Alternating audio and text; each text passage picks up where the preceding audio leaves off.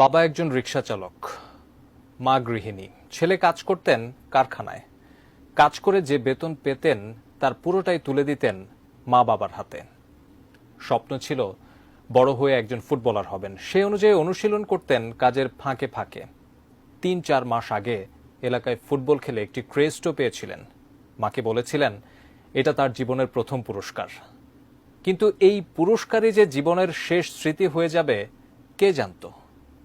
কোটা সংস্কার আন্দোলন চলাকালে বাইরে বেরিয়েই গুলি খেতে হলো তাকে। আর গুলিবিদ্ধ ছেলেকে হাসপাতালে নিতে তোলা হয় তার বাবার রিকশাতেই। অমনি ছেলেকে চিনতে পেরেই বাবার চিৎকার, এ তো আমারই ছেলে। মর্মান্তিক সেই খবর জানাচ্ছেন এসআই রাজ।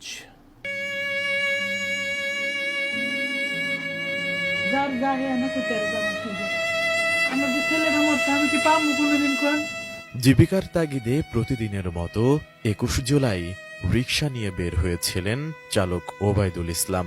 ওই দিন রাজধানীর শনিরাখড়ায় যাওয়ার পথে সংঘাত দেখে আগেই নেমে যান তার রিকশার যাত্রীরা।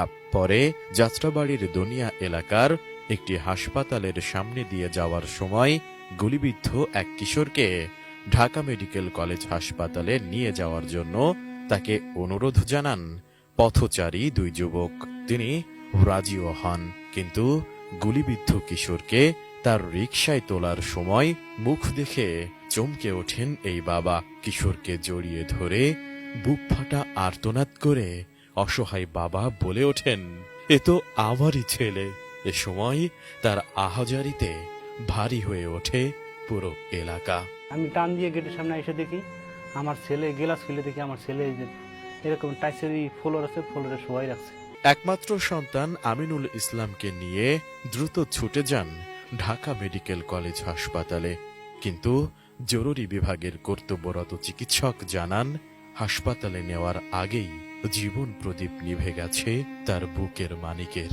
গাড়িটা ঘুরে গেছেন, একটা রুগী আছে, তাড়াতাড়ি তারা নিয়ে ঢাকা মেডিকেল দিতে হবে। তারাও বুঝতে পারে না যে আমার ছেলে, আর আমিও বুঝতে পারি না আমার ছেলে।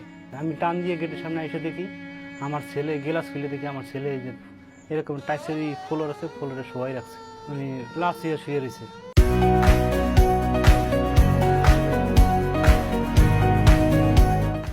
খোঁজ নিয়ে জানা যায় ওবায়দুল ইসলাম ও তার স্ত্রী সেলিনা বেগম একমাত্র ছেলে আমিনকে নিয়ে ঢাকার কদমতলী থানাধীন দক্ষিণ দুনিয়ায় একটি টিন শেডের বাসায় ভাড়া থাকতেন। পঞ্চম শ্রেণী পর্যন্ত পড়ার পর ২০২০ সালে থেমে যায় আমিনের লেখাপড়া। পরে পরিবারের সচ্ছলতা ফেরাতে একটি বৈদ্যুতিক সুইচ তৈরির কারখানায় গত ৪ বছর ধরে কাজ করতেন আমিন। পরে এলাকাবাসীর সহায়তায় সেদিন রাতেই অ্যাম্বুলেন্সে করে আমিনের মরদেহ নিয়ে যাওয়া হয় গ্রামের বাড়ি পটুয়াখালীর বাউফল উপজেলার কেশবপুর ইউনিয়নের ভরিপাশা গ্রামে। ২২ জুলাই সকালে পারিবারিক কবরস্থানে দাফন করা হয় তাকে। দাফন শেষে ওবায়দুল ইসলাম ও তার পরিবার ঢাকা ফিরলেও এখনো কাজ শুরু করতে পারেননি।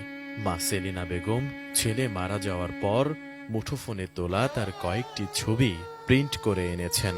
ছেলের স্মৃতি বুকে ধরে মা কান্না করতে করতে বলেন, কি অপরাধ ছিল আমার ছেলের, তারে মারল কেনরা? আল্লাহ, তুমি এর বিচার করো। ছেলের মুখ তো আর দেখতে পারুম না, তাই ছবিগুলো ওয়াশ করে এনেছি। কালা গেঞ্জি পরা যে কোনো ছেলেরে দেখলে মনে হয় ও আমার ছেলে।